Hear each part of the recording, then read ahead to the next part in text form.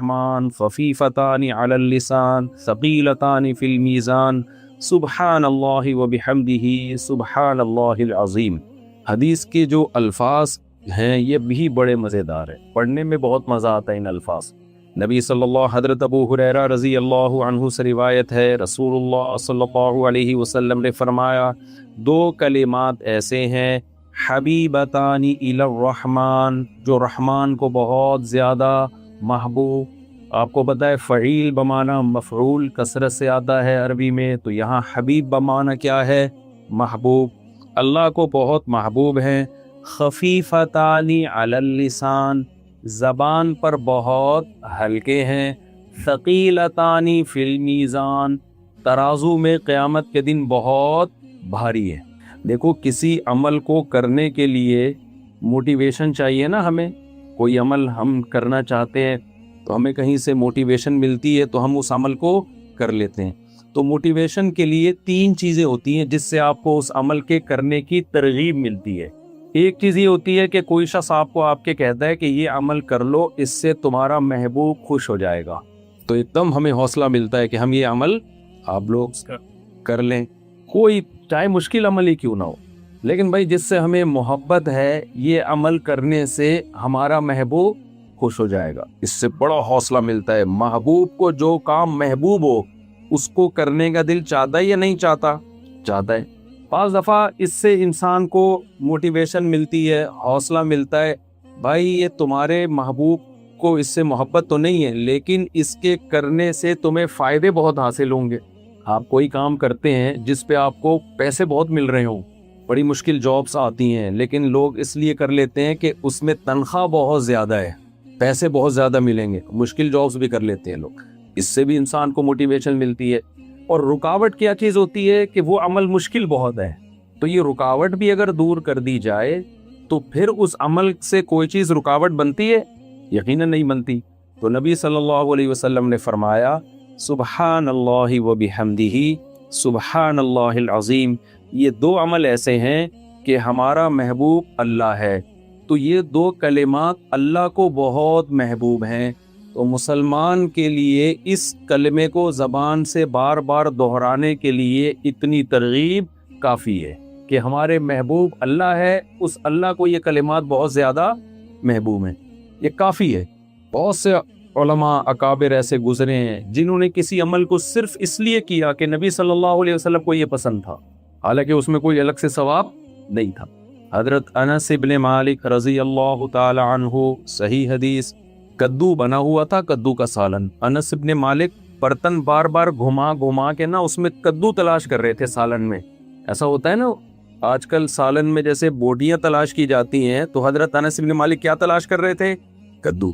پھر فرمایا کہ مجھے اس سے اس لیے محبت ہے کہ رسول اللہ صلی اللہ علیہ وسلم کو کدو سے، لوکی سے محبت تھی، تو صرف اس لیے وہ لوکی تلاش کر رہے ہیں سالن میں کہ میرے نبی کو، میرے محبوب کو اس سے محبت۔ تو انسان کو جس سے محبت ہوتی ہے عام طور پر اس کی محبوب چیزوں سے بھی محبت ہو جاتی ہے۔ تو امام بخاری رحمہ اللہ تعالی یہ کلمہ لے کر آئے حبیبتان الی الرحمن، بھائی یہ سبحان اللہ وبحمدہ دو کلمات ایسے ہیں جو اللہ کو بہت زیادہ محبوب ہیں، تو بس اتنا ہی کافی ہے مسلمان کے لیے کہ ان کلمات کا کثرت سے اپنی زبان سے ورد کیا کرے۔ میں طلبہ سے ہٹ کر تھوڑا سا عوام سے بھی تھوڑا سا خطاب کر رہا ہوں نا۔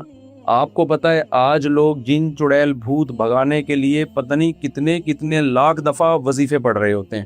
بچیوں کی شادی نہیں ہو رہی، کسی نے بتا دیا یہ کلمہ پڑھو، روزگار نہیں مل رہا، کسی نے بتا دیا یہ والا کلمہ پڑھو، سر پہ بال نہیں اگ رہے، کسی نے بتایا بھائی یہ وظیفہ پڑھ کے دم کرو، ہے بھائی۔ لیکن مسلمان کے لیے کسی کلمے کو زبان سے دہرانے کے لیے، کسی کلمے سے محبت کے لیے ان تکلفات کی ضرورت نہیں ہے، اتنا کافی ہے کہ یہ کلمات کس کو محبوب ہیں؟ اللہ، بس اس نیت سے پڑھے ہم۔ آج ذکر کرنے والے بہت لوگ ہیں لیکن صرف اس لیے کہ اللہ خوش ہوتا ہے، تو ایسے لوگ مارکیٹ میں کیا چل رہے ہیں؟ شارٹ چل رہے ہیں۔ اور آپ کو پتہ ہے جو چیز مارکیٹ میں شارٹ ہوتی ہے اس کی ویلیو بڑھ جاتی ہے۔ تو اپنی ویلیو اگر اللہ کی نظر میں بڑھانا چاہتے ہیں تو صبح و شام ذکر صرف اللہ کو خوش کرنے کے لیے کریں کہ اللہ تجھے یہ کلمہ محبوب ہے، لہذا میں اپنی زبان سے اس کلمے کا ورد کروں گا۔ دوسری آپ صلی اللہ علیہ وسلم نے فرمایا خفیفتان علی اللسان، بعض دفعہ آپ کو پتہ ہے اس پہ مجھے اجر بھی زیادہ ملے گا، اللہ خوش بھی ہوگا، لیکن کام مشکل بہت ہوتا ہے۔ اللہ کی راہ میں جہاد کرنے کا بہت اجر، اللہ بہت زیادہ خوش بھی ہوتا ہے، لیکن کام آسان کام ہے، بہت مشکل۔ تو روزہ رکھنا بہت زیادہ اجر، اللہ روزے سے خوش بھی بہت زیادہ ہوتا ہے۔ الصوم لی وانا اجزی بہ، نبی نے فرمایا، اللہ تعالیٰ فرماتے ہیں روزہ میرے لیے اور اس کا اجر میں خود دوں گا، کسی کے ذمے نہیں لگاؤں گا کہ فرشتوں کو بھائی جا کے اس روزے کا اجر دے دو۔ اتنا پسند ہے اللہ کو روزہ، لیکن آسان کام، آپ لوگ کو تو مجھے لگ رہا ہے بالکل بھی اردو نہیں آتی، لیکن آسان کام نہیں ہے، اس لیے بہت کم لوگ روزہ رکھتے ہیں۔ بھائی ثواب بہت زیادہ ہے، اللہ خوش بھی بہت ہوتا ہے، لیکن صبح کا پراٹھا بھی چھوڑنا پڑے گا، دوپہر کی چائے بھی چھوڑنی پڑے گی، شام کے سموسے بھی چھوڑنے پڑیں گے، بہت ساری ٹینشن ہے، ثواب بھی بہت، اللہ بھی خوش، لیکن آسان کام it is not easy for us to do this. کچھ یاد کیے ہوئے ہم نے بھی پرانے اسٹرکچر، اب دس میں کچھ بھی لگایا جا سکتا ہے۔ It is too difficult for us to perform روزہ۔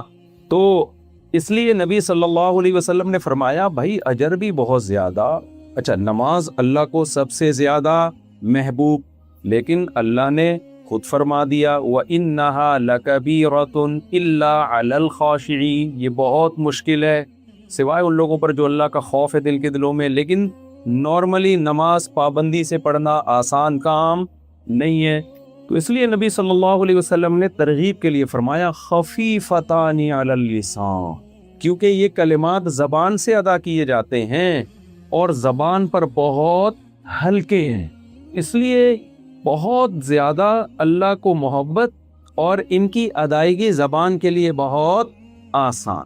فرمایا ثقیلتان فی المیزان، ہو سکتا ہے کسی کے دل میں یہ خیال آئے کہ جب زبان پر اتنے ہلکے ہیں، اتنی آسانی کے ساتھ ہم زبان سے یہ دو کلمے ادا کر سکتے ہیں، تو ہو سکتا ہے اتنا ہی ہلکا ویٹ ہو ان کا ترازو میں، قیامت کے دن وزن لا کے رکھا جائے تو کوئی اس کی ویلیو ہی نہ ہو، ویٹ ہی نہ ہو۔ تو آپ نے فرمایا ثقیلتان فی المیزان، جب ترازو قیامت کے دن اعمال کا لگے گا تو ان میں یہ کلمات بہت زیادہ وزنی ہوں گے، بہت نیچے چکا دیں گے۔ تو یہ دو کلمات کیا ہیں؟ سبحان اللہ و بحمدہ سبحان اللہ العظیم۔ آپ اگر قرآن و سنت میں غور کریں گے، قرآن میں یا احادیث میں، تو سبحان اللہ اور الحمدللہ ان کلمات کی فضیلت سب سے زیادہ ملے گی۔ اس کی وجہ کیا ہے؟ دیکھیں جب ہم کسی کی تعریف کرتے ہیں تو تعریف کرنے کے دو طریقے ہوتے ہیں، ایک اس پر جو غلط الزامات لگے ہیں ان الزامات کو اس سے بری کر دینا، یہ بھی کسی کی تعریف کا طریقہ ہوتا ہے۔ کسی نے کسی پہ الزام لگا دیا یہ کرپٹ ہے، یہ ایسا ہے، یہ ویسا ہے، آپ اس کی تعریف کر دیں بھائی یہ کرپٹ نہیں ہے، یہ چور نہیں ہے، یہ بد کردار نہیں ہے، یہ بھی تعریف کا ایک طریقہ ہوتا ہے۔ اور ایک طریقہ ہوتا ہے کہ اس کی طرف اچھی صفات کی نسبت کی جائے، یہ با کردار ہے، یہ سچا ہے، یہ طاقتور ہے۔ تو الحمدللہ کا مطلب کیا ہے؟ اللہ کی طرف تمام اچھی صفات کی نسبت کی جائے، اور سبحان اللہ یہ تنزیہ ہے، تمام بری صفات سے اللہ کو پاک قرار دیا جائے۔ اس لیے ان دو کلمات کی شریعت میں سب سے زیادہ فضیلت ہے، کیونکہ اس میں آپ نے اللہ کی ایک جامع تعریف کر دی، اللہ کی طرف جو عیب منسوب ہیں۔ عیسائیوں نے کہا عیسیٰ ابن مریم اللہ کے بیٹے ہیں، جب آپ نے سبحان اللہ کہا اس کا مطلب اللہ اولاد کی عیب سے پاک۔ مشرکین نے کہا فرشتے اللہ کی بیٹیاں ہیں، جب آپ نے سبحان اللہ کہا تو اللہ کی طرف اس عیب کو آپ نے، اولاد کے عیب سے اللہ پاک ہے۔ کسی نے کہا مریم اللہ کی زوجہ ہیں، تو سبحان اللہ میں آپ نے اللہ کو اس عیب سے پاک قرار دیا۔ اللہ تجھ میں یہ عیب، انسانوں میں تو یہ کمال ہے کسی کی بیوی ہونا، بیٹا ہونا، تبھی میں صاحب کمال ہوں آپ کی، اس لحاظ سے ایسا کمال ہے کہ کمال ہو گیا عمل۔ اور تو میرے پاس، میں تو قیامت کے دن ایک ہی عمل پیش کروں گا، ایک ہی عمل ہے میرے پاس، ہے اللہ 18 بچے ہیں اور 4 گھر ہیں۔ اب خواتین آئی ہوئی ہیں تو میں نہیں زیادہ پریشان کرنا چاہتا، حدیث کو میں مکمل کروں جلدی سے ہی۔ تو لیکن اللہ کے لیے بیوی کا ہونا اور اولاد کا ہونا عیب۔ آیت الکرسی پوری اسی تنزیہ ہے، لا تأخذہ سنۃ ولا نوم، یہودی یہ کہا کرتے تھے اللہ نے 6 دنوں میں آسمان کو بنایا پھر تھک گیا، ایک دن اللہ نے آرام کیا۔ اللہ نے فرمایا لا تأخذہ سنۃ ولا نوم، اللہ کو نہ نیند آتی ہے نہ اونگ آتی ہے، ولا یؤودہ حفظہما، آسمانوں اور زمینوں کی حفاظت اللہ کو تھکاتی نہیں ہے، وہ تھکتا نہیں ہے۔ وَلَمْ يَعْيَ بِخَلْقِهِنَّ، اللہ نے آسمانوں اور زمینوں کو بنایا اور ان کو بنا کے اللہ تھکا نہیں۔ اس لیے اللہ نے جو ایک دن رکھا وہ اس لیے نہیں کہ اللہ تھک گئے تھے۔ ہم تو 6 دن کام کرتے ہیں نا، پھر ایک دن آرام۔ ویسے ہمارے پاکستان میں تو 6 دن بھی کام نہیں ہوتا، لیکن ایک دن آرام ہوتا ہے۔ جو حکومتی لوگ ہیں نا وہ 6 دن بھی آرام کرتے ہیں، اور پھر ایک دن اس آرام کی وجہ سے تھکاوٹ ہوتی ہے، اس میں وہ کیا کرتے ہیں؟ آرام کرتے ہیں۔ بہت تھک گئے ہیں 6 دن آرام کر کے۔ تو سبحان اللہ میں ہر قسم کے عیبوں سے اللہ کو پاک کر دینا، تمام عیبوں سے اللہ کیا ہے؟ پاک۔ لیس کمثلہ شیء، اس جیسا کوئی بھی نہیں۔ اس کو اصطلاح میں کہتے ہیں تنزیہ، منزہ ہے وہ ہر عیب سے۔ اور الحمدللہ کسی کی تعریف کامل نہیں ہوتی صرف اس کی طرف عیبوں کو دور کرنے سے۔ تمام تعریفیں کس کے لیے ہیں؟ آپ طالب علم میں آپ کو پتا ہے الحمدللہ میں کتنے قول ہیں الف لام میں، جنس کا ہے، جن سے حمد، ہر فرد حمد، خاص واسطے جب ترجمہ کرتے ہیں نا طلبہ، بالکل لفظی ترجمہ، تو الحمدللہ کا ترجمہ کیا کرتے ہیں؟ جن سے حمد، ہر فرد حمد، خاص واسطے ثابت ہے اللہ کے۔ ٹھیک ہے، کیا مطلب؟ حمد کی جو جنس ہے وہ بھی اللہ کے لیے، اور تعریف کے جتنے افراد ہیں الف لام اگر استغراق کا ہو، یعنی دنیا میں کسی کی کسی بھی وجہ سے تعریف اگر ہوتی ہے تو وہ تمام وجوہات اللہ میں علی وجہ الکمال پائی جاتے ہیں۔ اگر ہم کہتے ہیں فلاں کی تعریف کرتے ہیں، فلاں جمال ہے، خوبصورتی ہے، تو سب سے زیادہ جمال کس میں ہے؟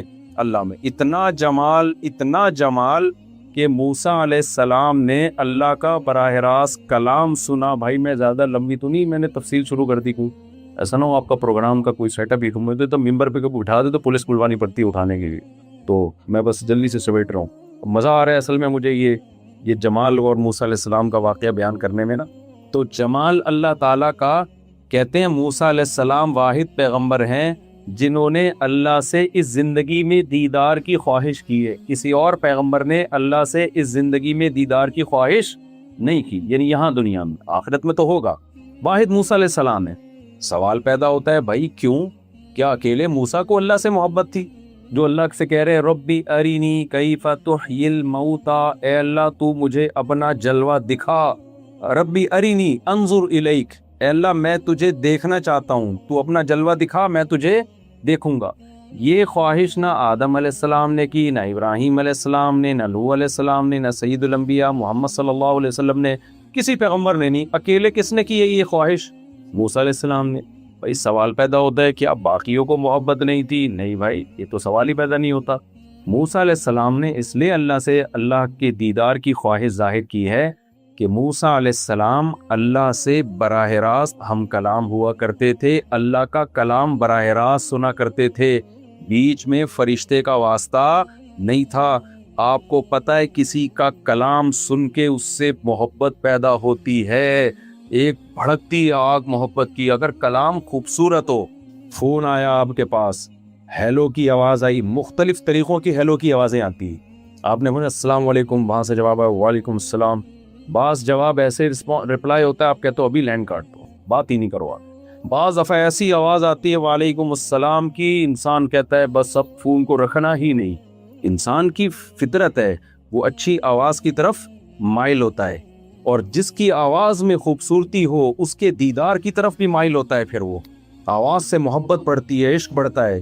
تو موسیٰ علیہ السلام نے جب براہ راست اللہ کا کلام سنا نا، اس کی چاشنی اتنی زیادہ محسوس کی، اس کی لذت اتنی زیادہ محسوس کی کہ بےتاب ہو گئے کہ میں اللہ تیرا دیدار کیے بغیر اب چین سے نہیں بیٹھ سکتا۔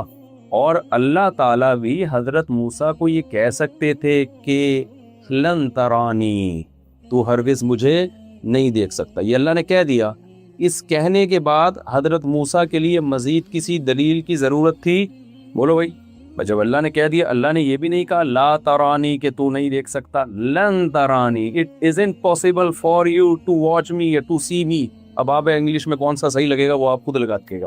اے موسیٰ یہ امپاسبل ہے، یہ نہیں ہو سکتا کہ آپ مجھے دیکھو، لیکن حضرت موسیٰ کی تڑپ کتنی زیادہ تھی، پیغمبر کے لیے اتنی دلیل کافی ہے کہ اللہ نے کہہ دیا یہ نہیں ہو سکتا، لیکن اللہ کو معلوم تھا کہ موسیٰ کی یہ تڑپ ختم نہیں ہوگی۔ وَلَٰكِنِ انظُرْ إِلَى الْجَبَلِ، اللہ نے عمل کر کے دکھایا کہ اس پہاڑ پر اپنی تھوڑی سی تجلی ڈالوں گا، فَإِنِ اسْتَقَرَّ مَكَانَهُ، اگر یہ ٹک گیا اپنی جگہ پہاڑ، فَسَوْفَ تَرَانِي، تم میں بھی ہو سکتا ہے آپ بھی دیکھ لو۔ لیکن وہ پہاڑ پر ذرا سی تجلی ہوئی ہے اور پہاڑ ریزہ ریزہ۔ تو کیوں؟ اس لیے کہ اللہ کا جمال، جب اللہ کے کلام میں اتنی لذت تھی تو حضرت موسیٰ نے سوچا اس اللہ کا جمال کیسا ہوگا۔ تو تعریف کی ایک چیز جمال ہے، ہم کہتے ہیں نا فلاں بڑا ہینڈسم، فلاں بڑا خوبصورت، فلاں میں جمال، تو جمال اللہ کا سب سے زیادہ۔ حمد کا ایک فرد جمال، حمد کا ایک فرد ہے طاقت اور قوت۔ کمزور کہنا کسی کو یہ تعریف ہے یا طاقتور کہنا؟ کہتے ہیں فلاں اتنا اچھا آدمی ہے کہ چلا ہی نہیں جاتا اس سے، کبھی سنا آپ نے؟ پاور اور طاقت کا ہونا۔ تو اللہ فرماتے ہیں اللہ الذی خلق السماوات والارض خلق السبع سماوات ومن الارض مثلہن، اللہ نے 7 آسمان بنائے اور زمینیں، لتعلموا ان اللہ علی کل شیء قدیر، تاکہ تمہیں پتہ چل جائے کہ وہ جو چاہتا ہے کر سکتا ہے۔ کچھ نہیں تھا، اس نے اتنے بڑے آسمان اور زمینوں کو پیدا کر دی۔ کنجوس ہونا تعریف کی چیز ہے یا سخی اور جواد ہونا ہے؟ بھائی یہودیوں نے اللہ کے بارے میں کہہ دیا تھا کہ ید اللہ، سارے یہودیوں نے نہیں کہا تھا، چند نے کہا تھا۔ ایسا نہ ہو آپ یہاں کسی یہودی کو پکڑے بولے تم نے بھی بولا تھا، تم نے بھی بولا تھا۔ تو انہوں نے کہا ید اللہ مغلولہ، اللہ کے ہاتھ کیا ہیں؟ بند ہیں، تھوڑا تھوڑا کر کے دیتا ہے۔ اللہ کو اتنا غضب آیا، اگر اللہ تعالیٰ معاذ اللہ نقل کفر کنجوس ہوتے، بخیل ہوتے تو غضب نہیں آتا۔ کنجوس آدمی کو جب آپ بولے نا تو پیسہ نہیں خرچ کرتا، وہ کہتا ہے شکریہ آپ نے میری تعریف کی، تھینک یو۔ لیکن سخی آدمی کو اس سے بہت غصہ آتا ہے کہ مجھے کنجوس کیوں کہہ دیا۔ تو اللہ کو جب موسیٰ یہودیوں نے یہ تانا دیا کہ اللہ کے ہاتھ بندھے ہوئے ہیں، ایسے ترسا ترسا کے تھوڑا تھوڑا کر کے دیتا ہے، اللہ کو اتنا غصہ آیا، فرمایا غلت ایدیہم، جس نے مجھے کہا میرے ہاتھ بندھے ہوئے ہیں، اس کے ہاتھ بندھے ہوئے ہیں، بل یداہ مبسوطتان، میرے ہاتھ کھلے ہوئے نہیں بلکہ دونوں ہاتھ ایسے کر کے کھلے ہوئے ہیں، ینفق کیف یشاء، برسا رہا ہوں اپنے بندوں پر۔ تو تعریف کی چیز ہے سخاوت، یہ بھی کس میں ہے؟ اللہ میں۔ تو الحمدللہ کا مطلب کیا ہوا؟ تعریف کی جتنی قسمیں ہیں سب کی سب کس میں پائی جاتی ہیں؟ اللہ میں۔ اور جتنے عیب ہیں سبحان اللہ، اللہ تمام عیبوں سے پاک ہے۔ تو اس لیے اللہ کو یہ کلمات بہت زیادہ محبوب ہے، کسی بھی شکل میں پڑھے جائے۔ تیسرا کلمہ ہے سبحان اللہ والحمدللہ ولا الہ الا اللہ واللہ اکبر۔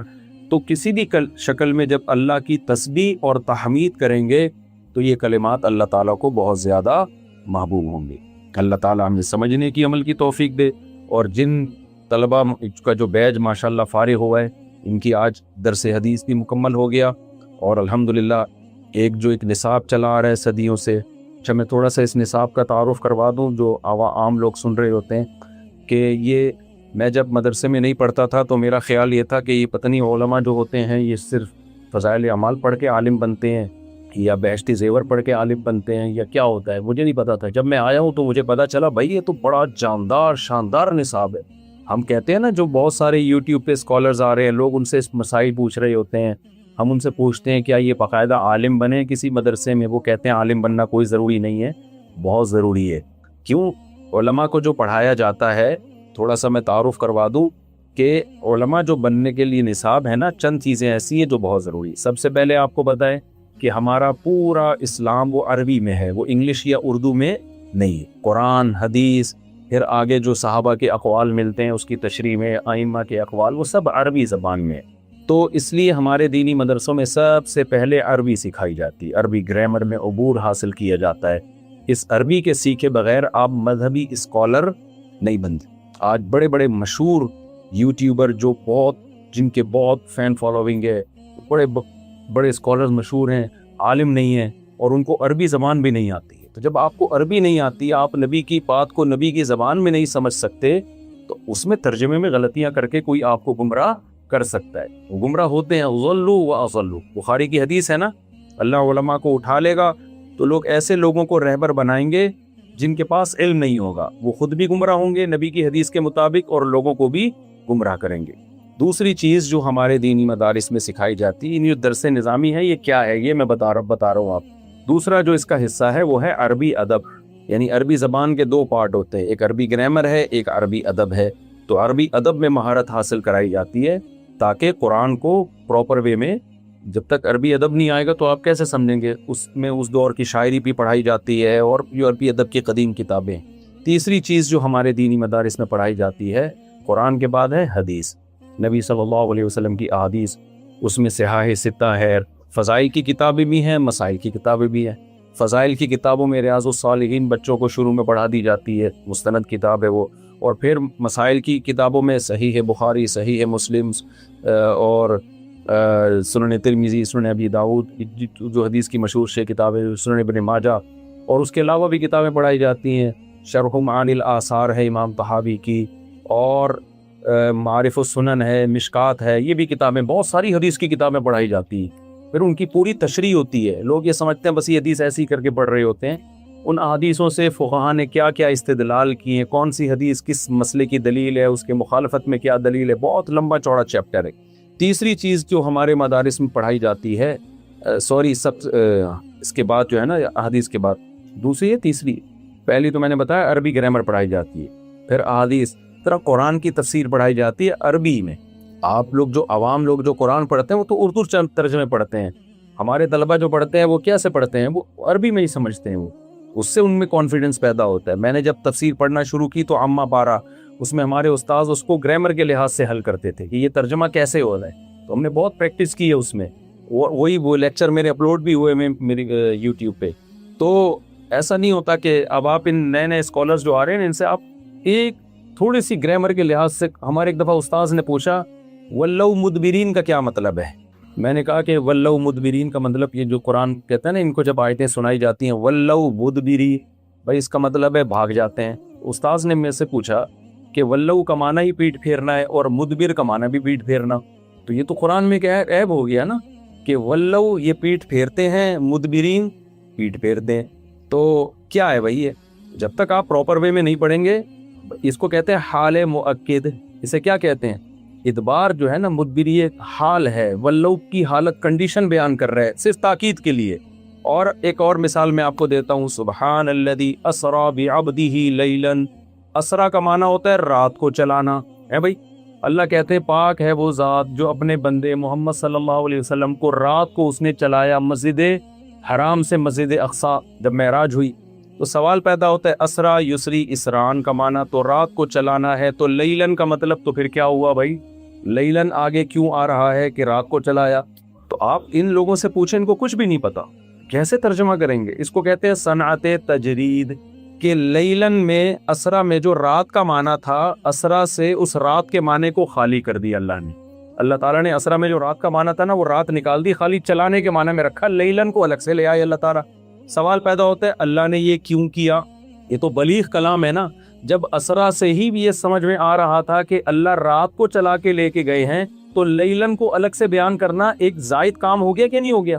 ایک اضافی کام ہو گیا۔ ایک طرف ہم کہتے ہیں قرآن بلاغت کی کتاب ہے، کوئی لفظ اس میں زیادہ نہیں ہے، دوسری طرف ہم کہہ رہے ہیں بھائی اسرا کا مطلب ہی جب رات کو چلانا تھا تو اللہ نے اسرا میں رات کا لفظ نکال کے الگ سے کیوں استعمال کیا؟ یہ بھائی اس کی وجہ یہ ہے کہ لیلن میں تنوین تقلیل کے لیے ہے، اگر یہ لیلن الگ سے نہ لایا جاتا تو یہ نہیں پتا چلتا رات کے تھوڑے حصے میں اللہ نے یہ کام کیا ہے، ہم سمجھتے پوری رات یہ ہوتا رہا ہے۔ بہت مشکل ہے بات سمجھانا۔ اسرا بعبدہ لیلن، اللہ نے لیلن کو تنوین لا کے الگ سے ذکر کر دیا کہ رات کے تھوڑے سے حصے میں اللہ اپنے بندے کو مسجد حرام سے مسجد اقصی کی طرف لے گیا، یہ بلاغت ہے اس میں۔ یہ ساری چیزیں ہمارے طلبہ پراپر وے میں قرآن پڑھتے ہیں، اور آج جو اسکالرز آ رہے ہیں ان کو ان میں سے کسی ایک نقطے کا بھی علم نہیں ہوتا، بس ادھر سے ترجمہ، گوگل ترجمے کاپی پیسٹ چل رہا ہوتا ہے اور پبلک ان سے گمراہ ہوتی ہے ریفرنسز کو دیکھ کے، حدیث نمبر بھی صحیح بتا دیا، وہ بھی دیکھ کے بتا دی۔ اب نمبر تو ہر آدمی پڑھ سکتا ہے نا، اس لیے دین ہمیشہ کس سے سیکھا جائے گا؟ علماء سے سیکھا جائے گا، العلماء ورثۃ الانبیاء۔ تو تیسری چیز قرآن کی تفسیر پراپر وے میں پڑھی جاتی ہے۔ چوتھی چیز جو ہمارے ہاں پڑھی جاتی ہے مدارس میں وہ ہے اصول فقہ، مسائل کا علم جو ہے نا کہ قرآن اور حدیث سے کچھ اصول ہیں جس سے ہمیں پتہ چلتا ہے، ان اصولوں کو سامنے رکھ کر قرآن سے اور حدیث سے مسائل نکالے جائیں گے، اس کو اصول فقہ کہا جاتا ہے۔ اور پانچویں چیز ہے فقہ، کہ آج آپ اسلام نیا تو نہیں آیا نا کہ آج کے اسکالر سے ہم پوچھیں یہ حلال ہے یہ حرام ہے۔ بھائی 1400 سال سے علماء صلحاء صحابہ تابعین ان آیتوں کا اور ان حدیثوں کا کیا مطلب سمجھتے رہے ہیں، اور اس کی انہوں نے کیا تفسیر بیان کی ہے، کس چیز کے بارے میں کیا حکم لگایا کہ یہ حلال ہے یہ حرام ہے یا مکروہ ہے یا ناجائز ہے۔ یہ پورے پراپر وے میں جب آپ یہ تمام چیزیں پڑھتے ہیں، اور یہ ساری صدیوں سے متواتر چلی آ رہی ہیں، یہ مرتب بعد میں ہوئی ہیں لیکن یہ طریقہ صحابہ تابعین سے چلا آ رہا ہے، اس کے بعد انسان اس قابل ہوتا ہے کہ اس کو عالم کہا جائے، اس سے پہلے اس کو عالم نہیں کہا جا سکتا۔ تو مبارکباد دیتا ہوں میں ان تمام طلبہ کو، ان کے نام اگر میں اناؤنس کر دوں، آپ کا نام ماشاءاللہ آپ تو استاذ ہیں، واحد آپ ہیں جن کی انگلش مجھے سمجھ میں آ رہی، باقی جتنے ہیں وہ سمجھ مل جائے کیا کہہ رہے ہیں، آپ کی انگلش میں سمجھ رہا تھا کیا کہہ رہے ہیں، آپ نے لگ رہا ہے انگلش تجوید سے پڑھی ہے، اسی قاری صاحب سے پڑھی ہے۔ آپ کا نام پورا نام بتائیں۔ انگلش میں کہیں گے ٹوٹل نام۔ ابراہیم ابن محمود، ماشاءاللہ۔ ابراہیم اورلووچ، اچھا تو کنورٹڈ ہے؟ والد صاحب، اچھا ماشاءاللہ ماشاءاللہ، ان کے والد صاحب مسلمان ہیں۔ آپ؟ سلمان بکازی بکالی۔ آپ؟ ابراہیم اجاوی۔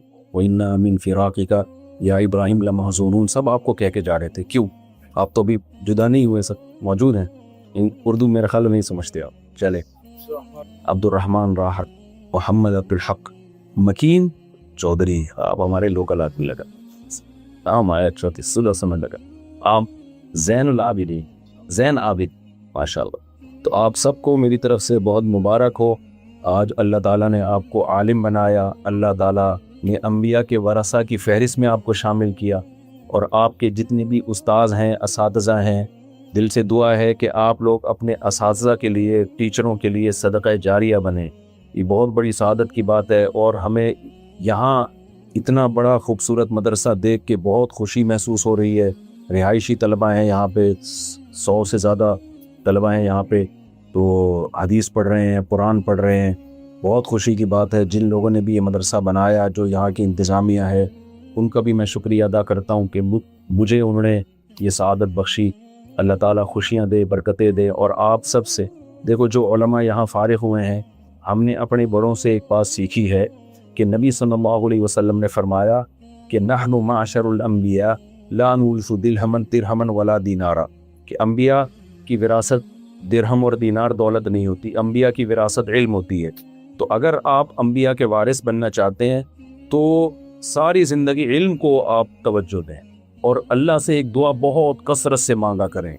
میں جب بھی دعا مانگتا ہوں تو مجھے نہیں یاد کہ میں نے کبھی اس دعا کا ناغہ کیا ہو، کیونکہ ہمارے بڑوں کی بہت نصیحت تھی کہ اے اللہ اخلاص کے ساتھ، عافیت کے ساتھ، قوت اور ہمت کے ساتھ ہم سے دین کی بہت زیادہ خدمت کرے، اخلاص بھی ہو، عافیت بھی ہو، کوئی فتنوں میں نہ پڑیں، اور قوت بھی ہو اور ہمت بھی ہو، تو دین کی بہت زیادہ اے اللہ ہم سے خدمت لے، کیونکہ عالم سے اگر اللہ دین کی خدمت نہ لے تو بہتر ہے کہ وہ تاجر بن جاتا، پھر وہ دولت کما لیتا، یہ پھر ضائع جائے گا رہی۔ تو اللہ سے خوب یہ دعا مانگنی چاہیے کہ اللہ اخلاص، عافیت، قوت اور ہمت کے ساتھ ہم سے دین کی بہت زیادہ خدمت لے۔ تو میں نے دیکھا ہے جو طلباء، جو علماء اس دعا کا معمول بناتے ہیں، اللہ ان سے دین کی واقعی بہت زیادہ خدمت لیتا ہے۔ اور عالم کے لیے سب سے بڑی خوش قسمتی یہ ہے کہ اس سے دین کا کام لے لے اللہ تعالیٰ، بے شک اس کی 4 شادیاں نہ ہو، ٹھیک ہے نا، 4 تو بہت لوگوں نے کی ہیں، اصل کام کیا ہے؟ دین کی اللہ بہت زیادہ خدمت لے لے، یہ نہیں ہے تو پھر فائدہ نہیں ہے۔ ہمارے کتنے علماء بیچارے مدارس سے فارغ ہوئے، دین کی خدمت نہیں ان سے اللہ لے رہا، بڑے قابل تھے حالانکہ وہ۔ اس دعا کا بہت زیادہ آپ سب جو خاص طور پہ فارغ ہوئے ہیں زندگی بھر اس کا معمول، جب حرم جائیں، بیت اللہ میں جائیں، حج یا عمرے پہ، وہاں دعائیں بہت زیادہ قبول ہوتی ہیں۔ تو کبھی موقع ملے غلاف کعبہ پکڑ کے دعا مانگنے کا تو سب سے زیادہ اپنے لیے یہ دعا مانگ، کیونکہ اگر اللہ نے آپ سے خدمت لے لی تو آپ کامیاب ہیں، خدمت نہیں لی تو کیا ہے بھائی، پھر تو فائدہ نہیں ہوا۔ اللہ عمل کی توفیق عطا فرمائے، وما علینا الا البلاغ۔